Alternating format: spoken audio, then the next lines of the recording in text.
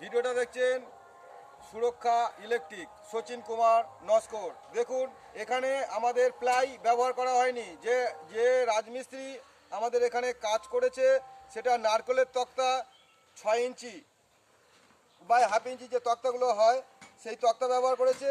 আর এখানে 6 ইঞ্চি গ্যাপে গ্যাপে আমাদের চাপট মারা থাকে। আর সেই চাপটের কারণে দেখা যাচ্ছে আমরা এই যে মেজারমেন্টটা করেছি এটা মিডিল, এটার যে কোনাকুনি চিকে মেরে মিডিল, আর এবং এখানে চাপট থাকার কারণে আমরা এই ড্রিল বিটটা দিয়ে ছিদ্র করে নিচ্ছি। কারণ যদি আমার এটা প্লাই হতো কিন্তু এটা সম্ভব হতো না। যখন প্লাই ব্যবহার করা হয় সেক্ষেত্রে কোনো ফ্যান ইউক্লাম ব্যবহার করা হয় না, কারণ প্লাই কখনো লিক করতে দেয় না। নারকেলের তক্তা কিন্তু লিক করতে দেওয়া হয়, প্লাই কিন্তু লিক করতে দেয় না। তাই সেখানে আমরা ফ্যান বক্স ব্যবহার করি এবং ফ্যান বক্সের বিভিন্ন প্যানেল লাইটের বক্স 2 ইঞ্চি ডায়ামিটার, 3 ইঞ্চি ডায়ামিটার, বিভিন্ন ধরনের প্রসেস আছে। কিন্তু এটা নারকেলের তক্তা বলে এখানে আমরা কি করছি, সেখানে ফ্যান ইউক্লাম ব্যবহার করতে পারছি। আর এটা এরপরে আমরা ফেলবো পাইপ, এবং দেখুন ক্লামগুলো দিয়েছি। এই ফ্যান ইউক্লামটা দেখুন। আর আমরা কিছু জায়গা সারফেস এলইডি ব্যবহার করবো বলে আমরা সার্কুলার ব্যবহার করেছি। 2 ইঞ্চি ডায়ামিটারের সার্কুলার, যেটা আমাদের মেটাল বলা হয়। এটা পিভিসি নয়, এগুলো মেটাল। সব কালোগুলো দেখছেন এগুলো মেটাল। এগুলো আমাদের লাইটের পজিশনের জন্য।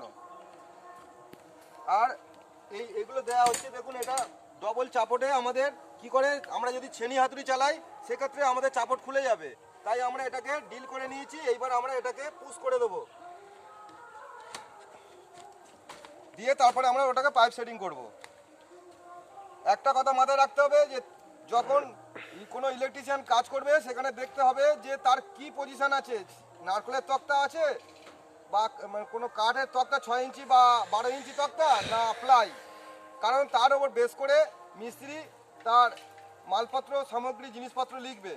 কারণ এখানে যদি প্লাইয়ের হতো তাহলে আমরা কিন্তু এখানে ইউক্লাম ব্যবহার করতে পারতাম না, ফ্যান ইউক্লাম। আর আমরা এখানে সারফেস লাইট ব্যবহার করবো বলে আমরা এখানে সব 2 ইঞ্চি ডায়ামিটারের মেটাল সার্কুলার ব্যবহার করেছি। আর দেখতে থাকুন, এবং আমাদের এই চ্যানেলটা একটা প্র্যাকটিক্যাল এডুকেশান। কারণ অনেক ছেলেরা স্কুলে যাচ্ছে, অথবা অনেকে স্কুল পড়াশোনা ছেড়ে দেওয়ার পরে তারা বিভিন্ন ইনস্টিটিউটে ভর্তি হচ্ছে কাজ শেখার জন্য 40, 50, 60 হাজার টাকা খরচ করে। সেক্ষেত্রে তারা প্র্যাকটিক্যালটা কম পায়, থিওরিক্যালটা বেশি পায়। তাই আমরা প্র্যাকটিক্যাল এবং থিওরিক্যাল দুটো নলেজই আমরা ইউটিউবে পোস্ট করি, যাতে তাদের কাজের আরও সহজ সাধ্যভাবে তারা বুঝতেও পারে, তারা অল্প সময়ে কাজ বেশি শিখতে পারে।